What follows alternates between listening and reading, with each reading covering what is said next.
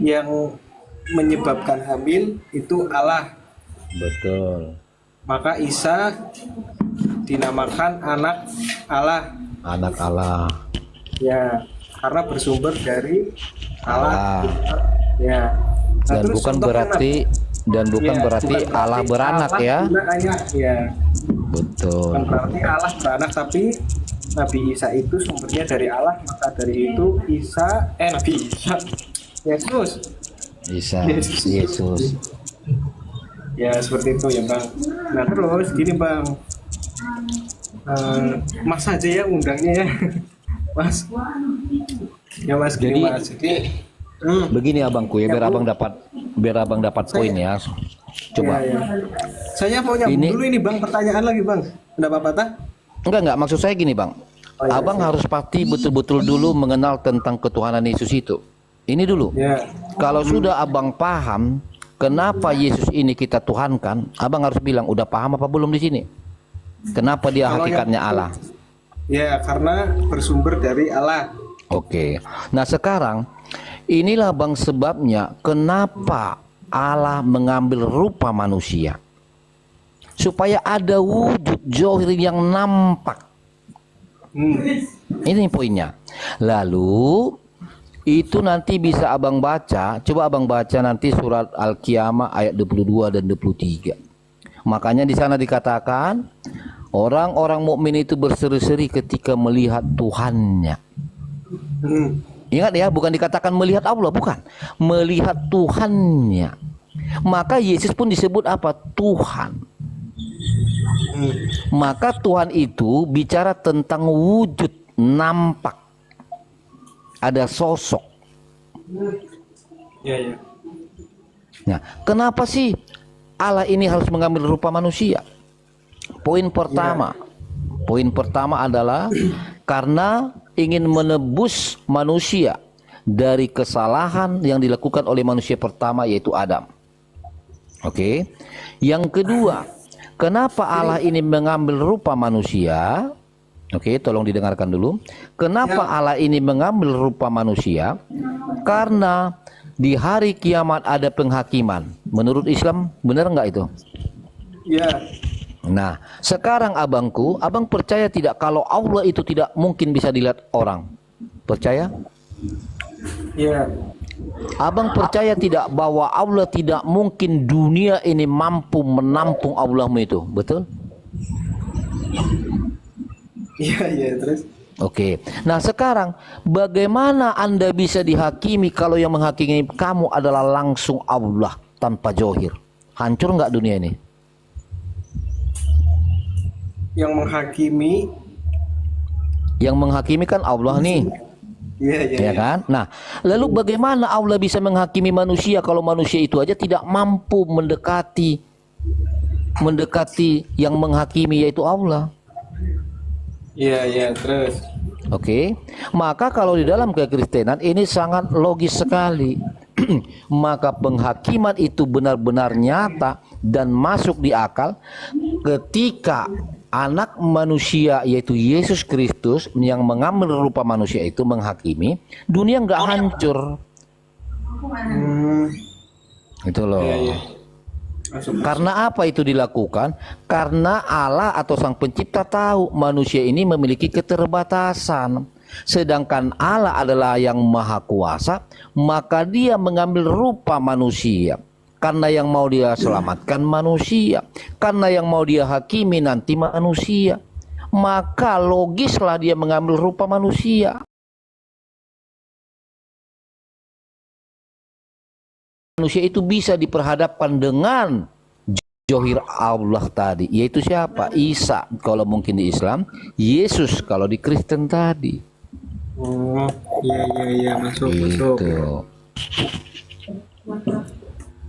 Oke, kita sapa dulu siapa ini Bang ya sebentar. Alex, Islam apa Kristen? Mal. Secara universal Tuhan itu ya satu, ya. Tetapi secara pengajaran ada yang menawarkan Tuhan-Tuhan KW. Ini yang perlu diamati. Secara universal ya Tuhan itu satu. tetapi ada yang mengajarkan memperkenalkan Tuhan-Tuhan KW. Maka inilah perbedaan kita. Ya. Bahwa kalau dikaji secara universal seperti yang saya nyatakan, Tuhan itu memang satu. Tidak mungkin ada 10 atau 50 Tuhan yang menciptakan alam semesta. Tidak mungkin. Itu secara universal saya setuju, Tuhan itu satu. Tapi ingat, ketegasan iman juga harus ada. Bahwa yang membedakan kita dengan agama yang lain adalah ketika ada yang memperkenalkan Tuhan-Tuhan KW. Maka caranya adalah menganalisa, mencermati Tuhan yang mana yang dia perkenalkan itu. Ini poinnya teman-teman ya. Kita boleh bertoleransi, ya.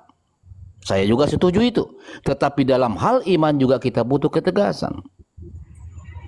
Jadi tidak bisa juga kita pukul rata bahwa Tuhan kita sama. Tidak. Inilah yang membuat ada perbedaan itu, karena ada yang memperkenalkan Tuhan di luar daripada Tuhan yang benar.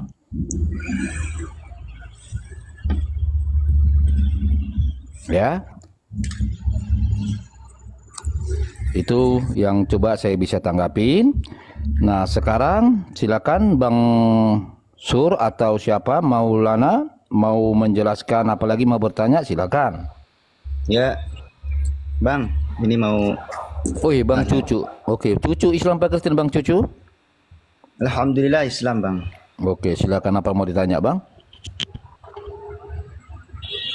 Ini mengenai pemahaman Anda, Bang, mengenai konsep kebagaimanaan Tuhan. Ini sebenarnya mau tanya dulu, Bang. Iya, silakan. Pemahaman Abang, ini kan Tuhan satu hakikat, tiga kepribadian. Benar apa enggak, Bang? Bisa, dan kalimat yang paling benar itu sebenarnya 3 realita ya. Bisa juga untuk secara umum supaya agak gampang dipahami orang, bisa kita katakan 3 pribadi, bisa. Tapi bukan 3 yang berkepribadian ya, gitu. Nih, jadi kayak ini, Bang. Kita gambarkan ketika saya sama Abang dan teman-teman yang lain di room ini. Misalkan ada 10 orang. Lah, kita itu satu hakikat. Itu hakikatnya apa? Manusia.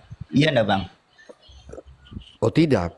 Kalau rumusnya adalah room ini, maka hakikat kita room. Kenapa? Karena kita satu di dalam room. Bukan itu, Bang. Jadi ini. Nah, makanya coba kasih contoh yang tepat di abangku. Karena saya akan menjawab sesuai dengan narasi Anda. Itu aja, silakan. Gini, Bang. Saya sama Abang. Ini, saya sama Abang. Hakikatnya sama enggak, Bang? Sama manusia. Manusia. Yang memiliki 2 kepribadian. Saya sama Abang. Bener nggak, Bang? Yang memiliki kepribadian. Ya. Ya, kita Kepribadian berbeda di saya, situ.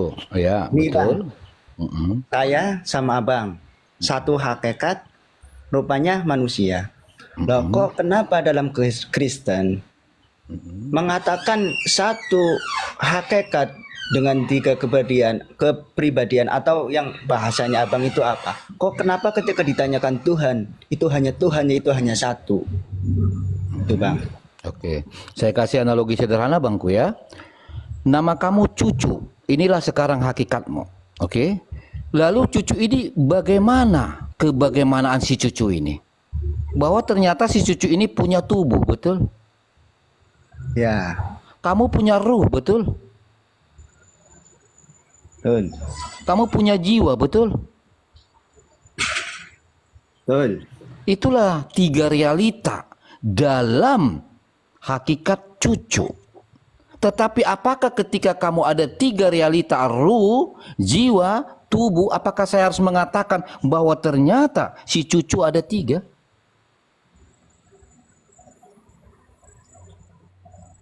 Nggak kayak gitu, Bang. Loh, ini abang jawab aja. Apakah saya harus mengatakan abang 3?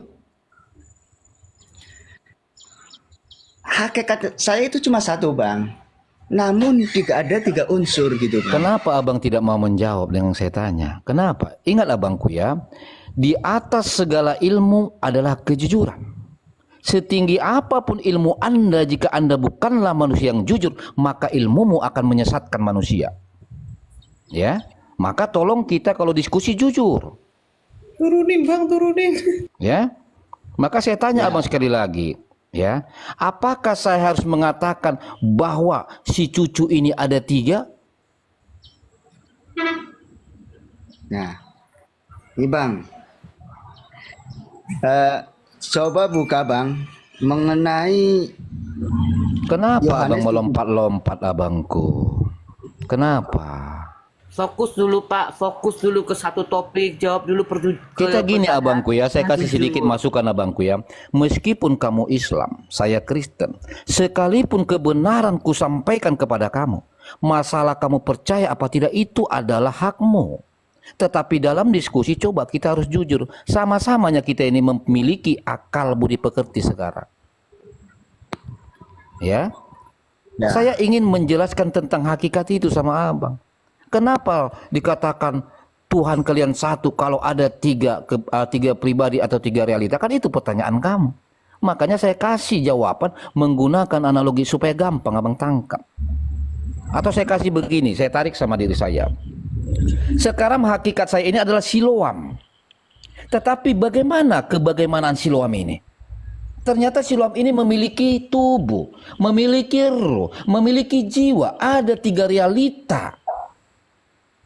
Lalu diikat satu dalam hakikat, yaitu Siloam. Ini hal sederhana kok bang, asal kita jujur. Maka begitu juga tentang ketuhanan Kristen. Kenapa ada Bapa, Firman, dan Roh Kudus? Ini diikat dalam satu hakikat namanya Allah. Bisa kita bedakan, tapi tidak bisa kita pisahkan.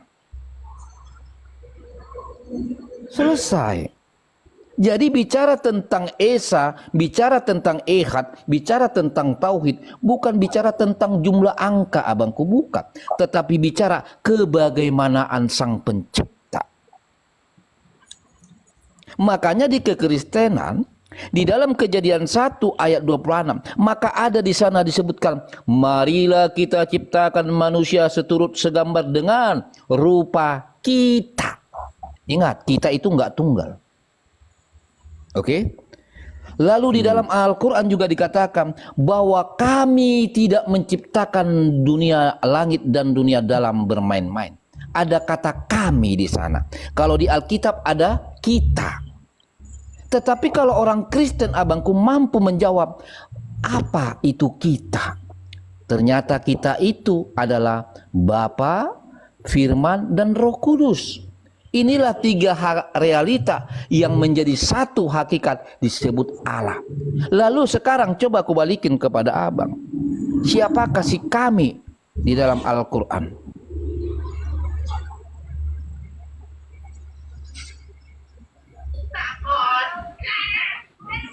Silakan abang jawab. Siapa si kami? Kami itu ya Allahnya sendiri bang. Oke, kami itu Allahnya sendiri. Setuju saya. Nah sekarang pertanyaan saya bang, kami itu tunggal apa tidak? Nih bang, kami jelaskan dulu bang. Enggak, dijawab aja bang. Kami itu tunggalkah, satukah atau tidak? Ya kalau menurut lihat kata bang, kami itu bukan kata tunggal. Tapi Ya. perlu mengetahui. Udah itu aja jawabannya bang. Terima kasih. Makanya Tidak. itulah tadi yang saya katakan. Tidak, Bicara tidak. tentang hakikat, bicara tentang ehad atau tauhid, bukan bicara jumlah angka, bukan, tetapi bicara kebagaimanaannya. Abang sudah mulai jujur di situ menjawabnya, bahwa memang kami itu adalah merujuk kepada Allah. Tetapi si kami itu bukanlah tunggal, benar. Sama seperti tadi yang saya tarik ke dalam kekristenan. Si kita itu enggak tunggal bang. Maka dia adalah Bapa, Putra, Bapa, Firman, dan Roh Kudus. Maka ini satu dalam hakikat Allah. Gampang sekali loh kok bang, gampang sekali. Asal jujur aja gitu. Nih, sekarang Abang apa tanya kitab saya, Bang. Saya mau tanya ini bagaimana menanggapi Yohanes 17 nomor 3, Bang. Ya, apa di sana? Coba Abang bisa baca sendiri. Enggak, abang baca saja. Saya bisa baca, tapi alangkah baiknya ketika abang bawa narasi mau ditanyakan menggunakan sumber. Yohanes 17 nomor 3, Bang. Inilah hidup yang kekal itu, yaitu bahwa mereka mengenal Engkau, satu-satunya Allah yang benar, dan mengenal Yesus Kristus telah Engkau utus. Yes. Itu gimana, Bang? Itu Oke. kan sudah. Sebentar abangku, saya jelaskan. Abang kan bertanya nih, saya jawab ya. Ini sangat gampang sekali memahaminya, Bang. Asal butuh kejujuran. Inilah hidup yang kekal itu, yaitu bahwa mereka mengenal Engkau satu-satunya Allah. Maka saya katakan tadi, si kita adalah Bapa, Firman, Roh Kudus. Satu-satunya mereka menjadi hakikat disebut apa? Allah. Betul. Nggak ada yang menyangkal itu, abang. Lalu kemudian kita lanjut. Dan mengenal Yesus Kristus yang telah Engkau utus. Nah, ini kita bahas tentang mengutus. Abang setuju? Dah langsung ngopi dia. Ayo, baik kita bahas tentang mengutus. Ini saya suka ini tentang hakikat ini ya. Halo Bang Cucu.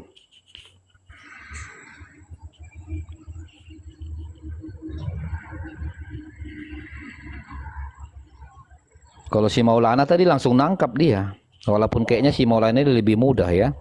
Tapi memang orang-orang muda ini lebih kritis ya. Cara Iya. tangkapnya itu lebih mantap gitu loh.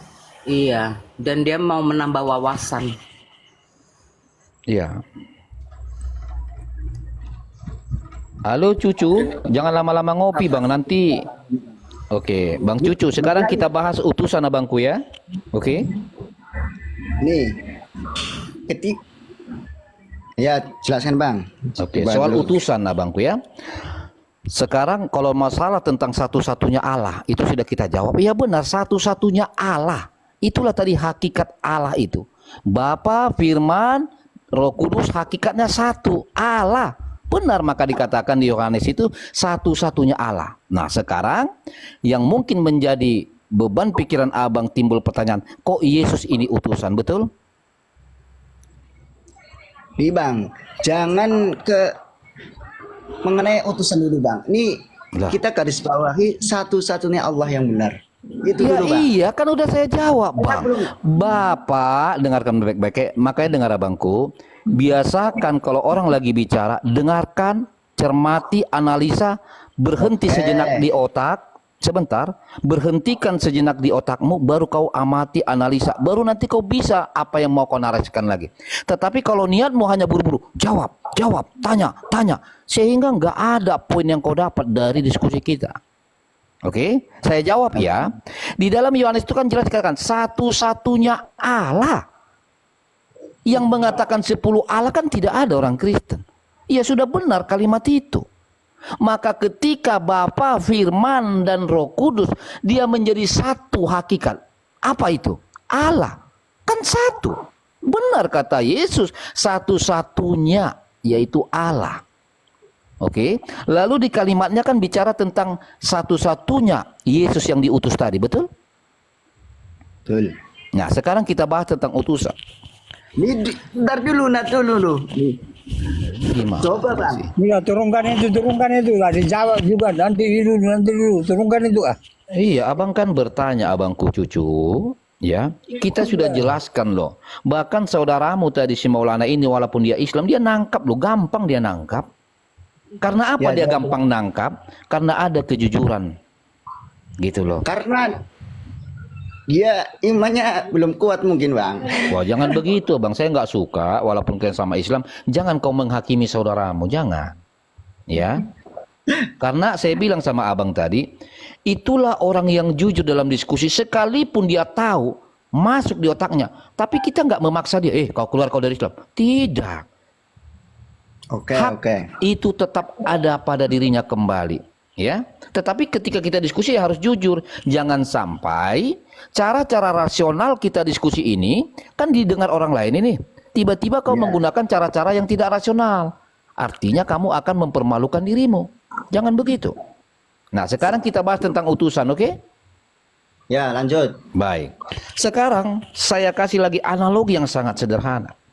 Bicara tentang utusan, tidak selamanya kata utusan itu ada di luar kita yang memerintah atau yang mengutus. Contoh dan pembuktian sekarang. Bang Cucu, siapakah yang memerintah atau yang mengutus kamu hingga naik ke komal saya? Siapa? Allah, Bang. Hah? Coba pelan-pelan, pelan-pelan. Siapa yang mengutus kamu sehingga kamu naik ke komal saya ini? Siapa yang menggerakkan kamu? Siapa? Yang memberikan saya Tuhan itu, Bang. Waduh, repot ini. Inilah Nabi kalau, dong kamu jadinya. aduh, jadi begini saya bantu abangku ya. Yang menggerakkan kamu sehingga timbul niat kamu naik ke komal saya siapa? Dirimu atau Abang Maulana? Diri saya lah. Nah, itu jawabannya, Bang. Oke. Nah, sekarang yang mengutus Bang Cucu ke komal saya adalah dirimu sendiri, maka pertanyaannya, bagian yang mana dari dirimu yang mengutus kamu itu? Ulangi, Bang, ulangi. Karena Bang Cucu yang mengutus kamu naik ke komal saya adalah dirimu sendiri, artinya ada bagian dari dirimu yang memerintahkan kamu hingga bergerak, hingga naik kemari. Betul? Betul. Apa itu yang menggerakkan kamu? Jadi analisisnya kayak gini, Bang. Kita berawal dari diri sendiri dulu, Bang. Ya kan? Iya enggak, Bang? Kenapa abang tidak mau menjawab, Bang?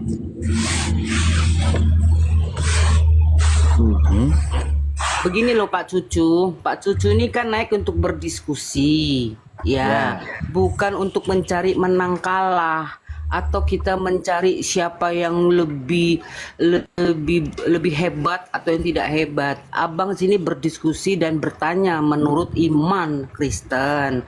Apa yang dipertanyakan oleh host, Bapak Cucu jawab. Terlepas Pak Cucu mau menerima atau mau mengimani, itu kembali ke dirimu. Di sini tidak ada paksaan. Ini pertanyaan, jawab sesuai dengan pertanyaan. Gitu ya Pak Cucu ya. Jadi diskusi kita ini kondusif. Seperti Pak Maulana tadi, dia bertanya, dia gunakan akalnya, dia jawab sesuai apa yang dipertanyakan oleh host. Masalah nanti ke depannya dia tetap mau menolak atau menerima atau bagaimanapun, itu kembali ke dirinya. Gitu Pak Cucu. Di sini tidak ada intervensi. Gitu ya Pak Cucu ya. Ya. Lanjut ya Pak, silakan. Oke, silakan dijawab, Bang. Yang di dalam dirimu yang mana yang menggerakkan kamu sehingga kamu naik ke komal saya ini? Udah jelas itu. Halo? Halo. Kenapa abang nggak mau menjawab? Baiklah ya, karena abang tidak mau menjawab, saya gunakan jawaban yang rasional. Oke? Iya, coba, Jadi Bang. begini, yang mengutus kamu naik ke komal saya adalah dirimu sendiri. Bagian dari dirimu sendiri itu adalah pikiranmu. Oke? Maka pikiranmu inilah yang mengutus kamu naik ke komal saya. Artinya, ketika ada kata utusan, tidak selamanya kata utusan itu menjadi ada, tinggi dan rendah. Sebab kamu sendiri mengutus dirimu sendiri. Begitu juga tentang kenapa Yesus dikatakan utusan. Bukan berarti ada di luar daripada dia yang mengutus dia. Bukan. Tetapi bagian dari dialah yang mengutus dia. Yaitu diri dia. Sama seperti Bang Cucu. Tidak ada yang memerintahkan kamu, yang mengutus kamu supaya naik ke komal saya ini. Tetapi yang mengutus kamu adalah pikiran kamu sendiri hingga kamu naik ke komal ini. Maka pertanyaannya sekarang, pikiran kamu itu cucu bukan? Iya bang. Iya, begitu juga. Yesus itu Allah bukan? Allah. Kenapa? Karena dia adalah firman Allah, bagian dari Allah. Begitu abangku. Makanya saya selalu suka diskusi itu, mari jujur. Sama seperti si Maulana. Apa yang saya sampaikan dia tangkap lalu yang masuk ke dalam akalnya. Tapi saya tidak memaksa dia. Ayo, udah masuk ke otakmu kau keluar. Tidak. Itu kembali kepada dirinya. Biarkan dia merenung. Biarkan dia memilih. Apa yang dia pilih itu haknya. Tetapi dalam diskusi mari kita sama-sama mengedukasi. Kita harus jujur dalam diskusi. Yang mana kita gunakan adalah pola pikir secara rasional. Ya, lanjut yang lain bang. Terima Oke. kasih.